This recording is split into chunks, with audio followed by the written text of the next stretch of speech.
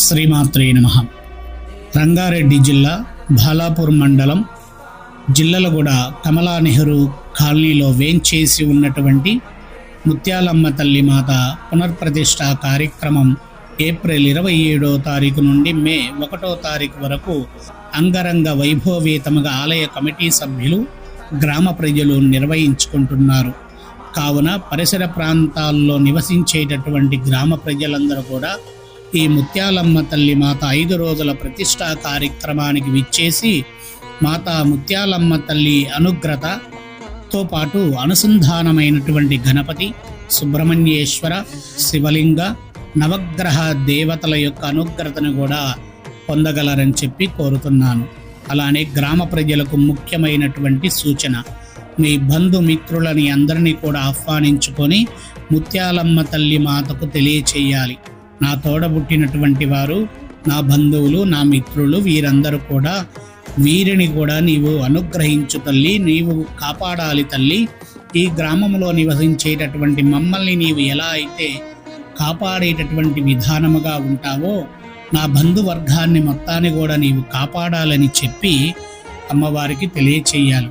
కాబట్టి మీరు మీ తోడబుట్టినటువంటి వారిని, బంధువులని, మిత్రులని ఈ ప్రతిష్ఠా కార్యక్రమంలో వారందరినీ ఆహ్వానించుకొని చివరి రోజు మనం ప్రతిష్ఠ అయిన తర్వాత అమ్మవారికి విశేషమైనటువంటి మనము కొబ్బరికాయలు, పండ్లు, పలహారాలన్నీ సమర్పించిన తర్వాత ఆ రోజు మీ ఇంట్లో వారందరికీ కూడా భోజన విధానమైనటువంటి సదుపాయాలన్నీ కూడా కలగచేసి మాతా అనుగ్రతని పరిపూర్ణంగా పొందేటట్టుగా వస్త్రముతో వారిని సత్కరించి పంపించగలరని చెప్పి నేను తెలియచేస్తున్నా. ప్రతి ఇంటి నుంచి కూడా కుటుంబంతో పాటు సపరివార సమేతముగా బంధుమిత్రులందరూ కూడా వచ్చి అమ్మవారిని దర్శించుకోవాలి.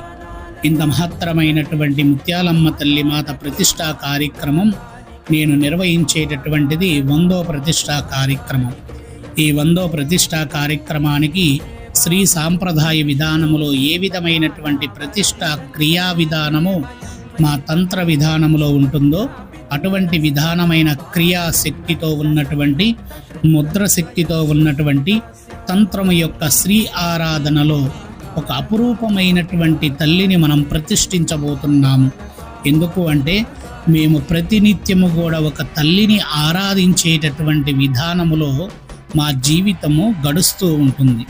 అటువంటి విధానములో ఇంకొక తల్లిని మేము ప్రతిష్ఠించబోతున్నాము అన్నప్పుడు ఆ తల్లికి ఏ విధముగా క్రియా విధానము చెయ్యాలి, ఏ విధముగా మంత్రముతో ఉన్నటువంటి హోమ విధానాన్ని చెయ్యాలి, ఏ విధమైనటువంటి శక్తిని ముత్యాలమ్మ తల్లి మాతకు అందించాలి అనేటటువంటి విధానముతో కొనసాగేటటువంటి ప్రతిష్ఠా కార్యక్రమం ముత్యాలమ్మ తల్లి మాత పునర్ప్రతిష్ఠ 5 రోజుల ఉత్సవం.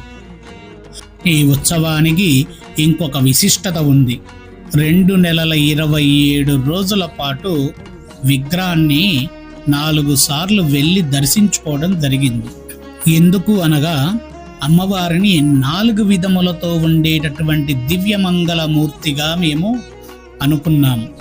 ఒకటి, ముఖము యొక్క తేజస్సుతో విశేషమైనటువంటి భక్తుల యొక్క కోరికలను తీర్చేటటువంటి దేవతగా ఉండాలని చెప్పి అమ్మవారి యొక్క కళ్ళు, ముక్కు, నోరు, చెంపలు, చెవులు అన్నీ కూడా మేమనుకున్నటువంటి విధముగా ఉన్నాయా లేవా అని చూడడం కోసం ఒకసారి వెళ్ళడం జరిగింది.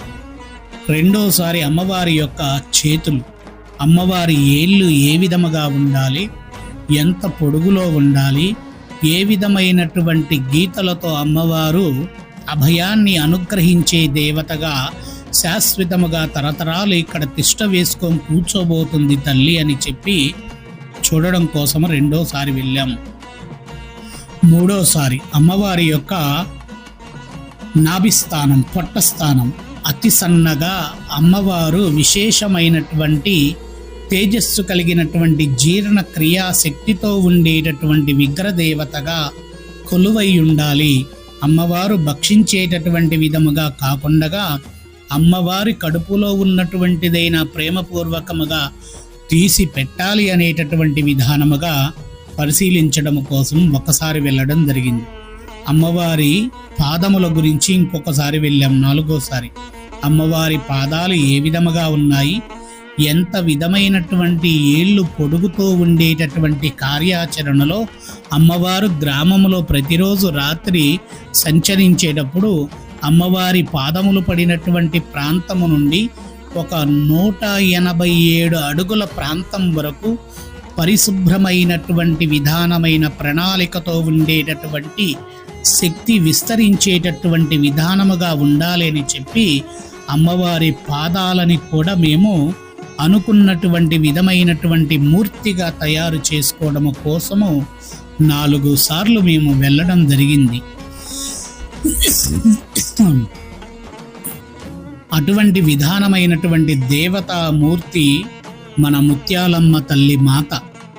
ఆమె యొక్క సౌందర్యమైనటువంటి రూపాన్ని మీరు దర్శించుకుంటే అమ్మవారి యొక్క చతుర్యోగములతో ఉన్నటువంటి యోగ ఫలాన్ని మీరు పొంది 5వ విధమైనటువంటి ఫలము ఆ గ్రామములో ఆ దేవాలయ ప్రాంగణములో వేంచేసి ఉన్నటువంటి క్షేత్రపాలకుడుగా ఉన్నటువంటి హనుమంతుడి యొక్క అనుగ్రహతో పంచయోగమైనటువంటి శక్తిని పొందేటటువంటి విధమైన ప్రణాళికతో ఉన్నటువంటి ప్రతిష్టా కార్యక్రమాన్ని మేము రూపొందించాము.